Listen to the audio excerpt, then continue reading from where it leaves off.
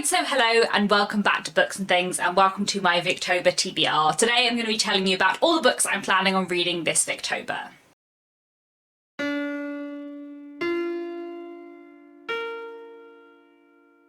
So if you don't know, Victober, or Victorian October, is a month-long readathon that takes place every year in October, which is all about celebrating and reading Victorian literature. It is hosted by me, Kate Howe, and Lucy the Reader. I will link our announcement videos down below so you can find out more information. And today I just wanted to tell you about the books that I'm planning to read this October. Before I get into the books, you may notice that there is a new background behind me. As I mentioned in one of my recent videos, we have moved in temporarily with my parents while we are between homes, so you may see a few different backgrounds in the next few videos. I don't know if I'm always going to film here while I'm here, and also I pre-filmed quite a lot of stuff in my flat before I left, especially for Victober, so like the background and the length of my hair may be very variable in the next few months on this channel. I am really excited for Victober, as I am every year. I have tons of books on my TBR. I tried so hard this year to be really restrained and limit it to like 10 or 12 so that I actually read everything that was on my TBR, but I completely failed at doing that, and I now have 17 books on my TBR, so I'm almost certainly not going to manage to read all of them, but hopefully I will get through like 12 and it gives me some options during the month. Some of them are quite short and two of them are audiobooks, so it might be that I do get through most of them, but we will see how it goes. I have also this year pre-filmed a lot of my Victober videos before October, which means I'm hoping I won't have to do very much filming at all during October, which means I can focus like all my attention and my time on reading, because I think sometimes in previous years I've been so excited about like all of the content I want to make during Victober that I end up spending a lot of time filming rather than reading, whereas this time, apart from the like weekly update videos I'm going to do, I pre-filmed most of my videos for October, which means hopefully during October itself I can just do a lot of reading of some great Victorian books. So let me get into the books that I'm planning to read. I will start off with the challenges and then go into some miscellaneous books that I'm planning to read. So this year our group read along, which me, Kate and Lucy and a lot of other people are going to be reading, is Shirley by Bronte. I have read Shirley once before, but that was several years ago now, and I'm really excited to reread it. And it tells the story of a young woman called Caroline Helston and her friendship with a woman who newly moves into the town where she lives called Shirley. There's also a love story, there's also some interesting exploration of like industrialisation and opposition to industrialisation in the early 19th century. I think this is going to be really interesting to reread. I really enjoyed it when I read it, but I don't actually remember it that well, so I'm really excited to get to this again and to read it with a lot of other people as well. This year my challenge for Victober is to read a book that equates to your favourite modern genre. My favourite modern genre is historical fiction, so I'm going to be reading some Victorian historical fiction, books written in the Victorian period, set before the Victorian period. So one book I have for that is this is Children of the New Forest by Captain Marryat. This is a Victorian children's classic which is set during the English Civil War in the 17th century. I think this should be a really interesting read. It would be really interesting to have a read about what the Victorians thought about the Civil War. So I think this should be a really interesting one, and one I've been meaning to read for ages. Then also for my challenge, another piece of Victorian historical fiction is Wuthering Heights. Wuthering Heights is one of my favourite books. I have read it many times before. I think it is my most reread book. I think I probably read it like 9 or 10 times, but I thought I would read it again this year because I love it, and it's been like 3 years since I last reread it, which apparently is too long for me. I'm going to be listening to Wuthering Heights on audiobook, and I've never actually listened to an audiobook version of it before, though I've read it so many times, so that's going to be really exciting and hopefully will make me look at it in different ways again. Wuthering Heights is a fantastic, powerful, dramatic, crazy novel which tells the story of two very different families and a quest for revenge that spans 2 generations. It is truly brilliant and I love it a lot. It was written in 1847, but it is set well before the Victorian period. It's mostly set from like the 1760s and 70s up to like 1801, I think. And like I said, it's just one of my favourite books, so I'm really excited to reread this again. Lucy's challenge this year is to read a Victorian diary or collection of letters. So I have 2 things that I'm hoping to get to some of this, though I'm not sure I will read either of them in full. I have on my Kindle a book which is a selection of the letters of Charles Dickens, which I'd quite like to read. Charles Dickens is my favourite author of all time, but I haven't actually read any of his letters before really, so I think this should be really interesting and a great read. I think this book is quite a long collection of letters, and I have found before that reading authors' letters sometimes some of them are very mundane, so I'm not sure I'm going to read all of them, but I'm definitely going to dip in and read some of them, which I think should be really interesting. And then I also have this. This is The Great Exhibition in 1851, a source book. So this book is basically a collection of primary sources about the Great Exhibition. So not everything in this book will be letters and diaries. There's also lots of like newspaper articles and advertisements and like people's autobiographies later in life, that kind of thing, but I think there's quite a lot of letters and diary entries in this, and basically it's just a bunch of sources about the Great Exhibition. So I think this is going to be a really fascinating read. The Great Exhibition is something I find really interesting within Victorian history, so I'm definitely looking forward to this. I think this is the kind of thing I'm going to want to like read in detail slowly and study a bit, and I think it'll be quite dense because there's a lot of different small sources in it, so I'm not sure if I will actually read this cover to cover in Victober. I'll see how I go, but I'm definitely looking forward to dipping into this, and I think it should be a really interesting read. Kate's challenge is to read a new to you book or short story by a favourite Victorian author. So my main priority for this is Mugby Junction by Charles Dickens. Charles Dickens, as I said, is my favourite Victorian author, my favourite author of all time in fact, and this is a really interesting book that I'm quite excited to read. So this is like a collaborative project between Dickens and some other writers. So it's all set around like this train line, and I believe it's divided into stories. So there's sort of like a short story which is about Mugby Junction as a station, and then there's sort of like different short stories about all the different lines running off from the train station, and some of them are by Charles Dickens and some of them are by other authors.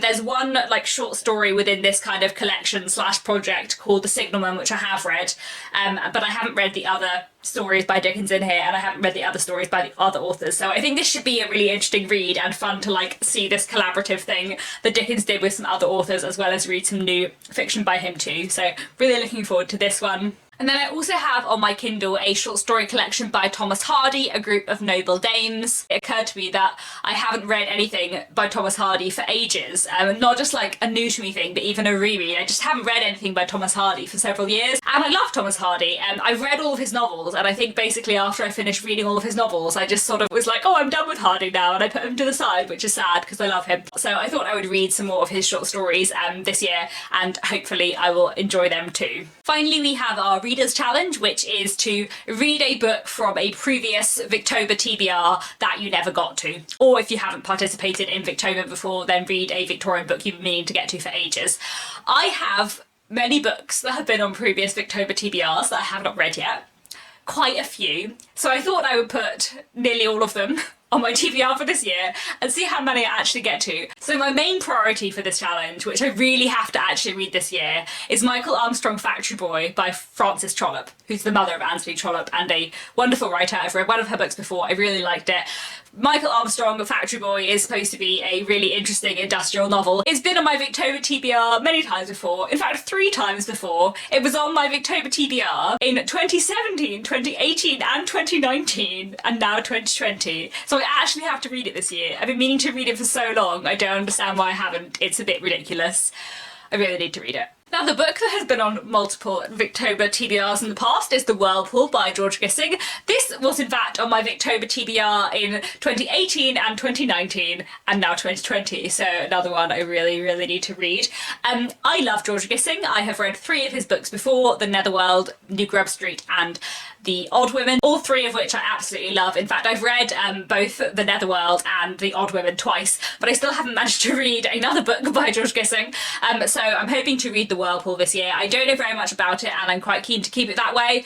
In general, I am very careful about reading the backs of classics because I know they often spoil them, but I know I love George Gissing's writing style. I know that he is one of my favourite writers, so I'm sure I will love this, and I just need to actually finally get to it this year. I also have Armadale by Wilkie Collins.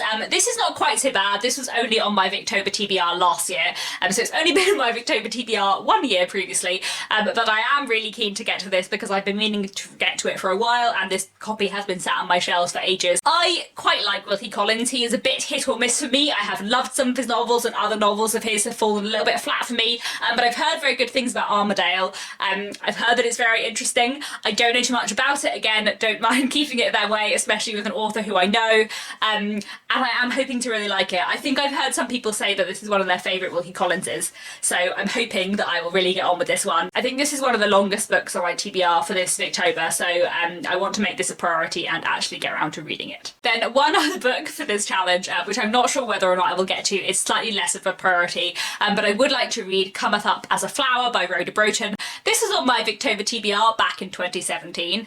I'm not really sure why I haven't read it yet. I think partly because I read another book by Rhoda Broughton instead, effectively, but I would like to read more by her because I really enjoyed the collection of short stories, Twilight Stories or Tales of Christmas Eve that I've read, and I would really like to read Cometh as a Flower. I believe it is a bit of a sensationalist novel, which I always enjoy, so I'm hoping it'll be a really good read, and it's not too long, so hopefully I can actually get to it this Victober, but we will see.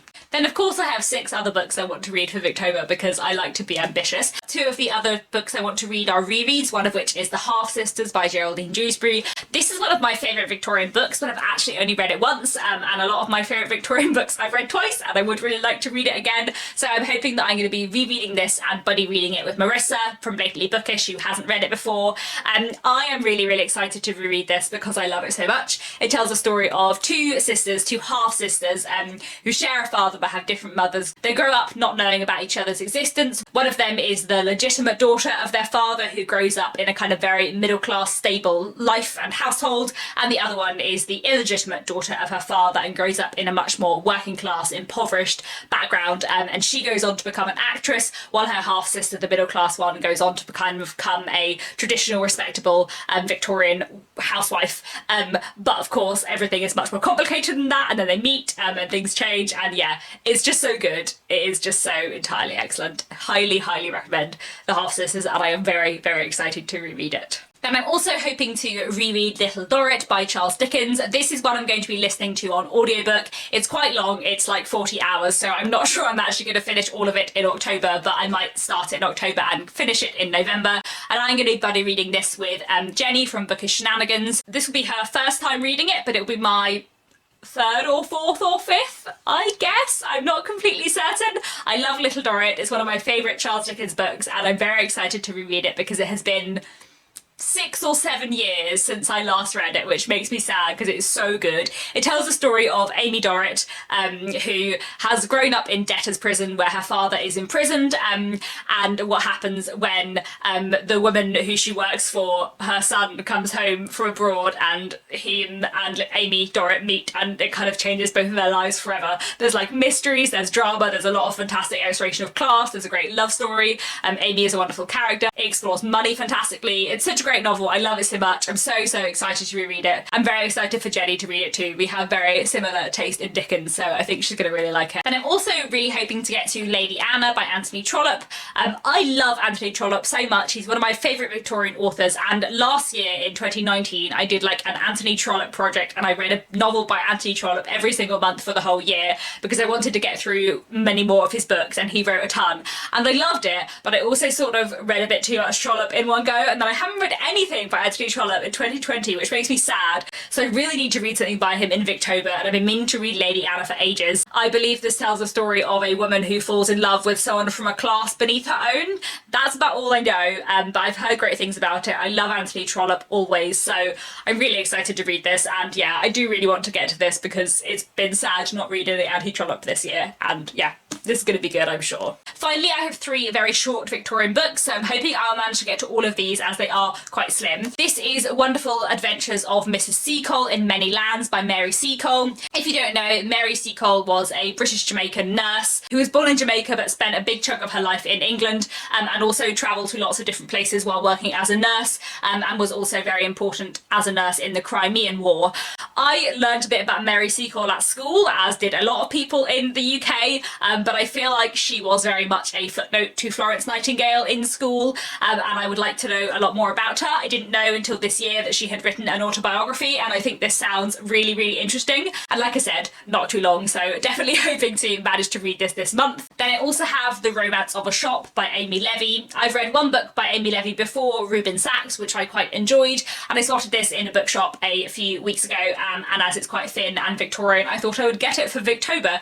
I believe this tells a story of some sisters who start a shop together, and I believe it is a fairly like feminist late Victorian novel about kind of independent women, so I think this should be something that I'll really enjoy. I believe I've heard slightly mixed things about this before, in that possibly it is a bit too short for the content, but I'm intrigued and hopefully I will enjoy this and manage to get to it in October. Finally, I have another very thin Victorian book. This is Green Fern Farm by Richard Jefferies. I've read one book by Richard Jefferies before, After London or Wild England, which I read probably like 8 years ago when I was at university, but I really enjoyed, and I spotted this on my parents' bookshelves and I thought I would pinch it for Victober because it's very thin and should be quite interesting. I don't know very much about this. I think it is about rural life in the Victorian period and life on a farm.